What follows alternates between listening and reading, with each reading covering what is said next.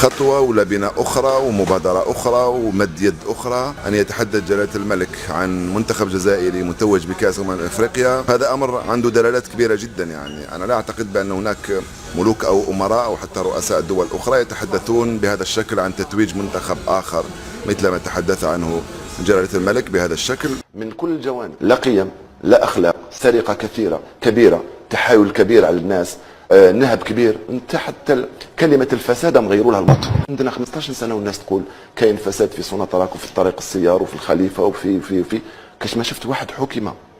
الكرة الجزائرية بكل صراحة تعيسة وجزء من هذه المنظومة التي أتحدث عنها. رياضة مريضة، الرياضات الأخرى مريضة، الدوري الجزائري مريض، مرافق. نعم، من أصلها هي القضية الفلسطينية، الأصل هو القضية الفلسطينية. وبعدين هو أنا عارف أنه النظام المغربي والمخزن كما نسميه، تعرفي متاعبنا ومشاكلنا مع النظام المغربي، وشفتي أيضا الحراك اللي صار بيني وبين نظام المخزن مثل ما يسمى منذ سنة تقريبا في وسائل التواصل الاجتماعي.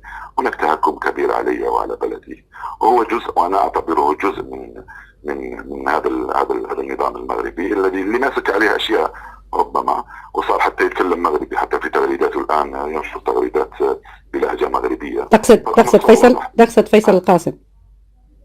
نعم. يكتب تغريدات باللهجة الدارجة يعني. طب اللهجة الدارجة المغربية يعني. نعم. ولا يفهمها أي سوري.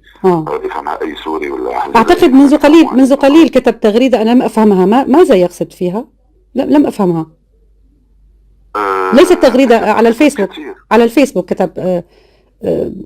لا أعرف، ليس عندي هاتف آخر لكي أنظر إليها، ولكن لم أفهمها. يعني هل هي باللهجة الجزائرية؟ إذا أعجبكم الفيديو لا تنسوا الاشتراك في القناة وتفعيل زر الجرس. شكرا لكم.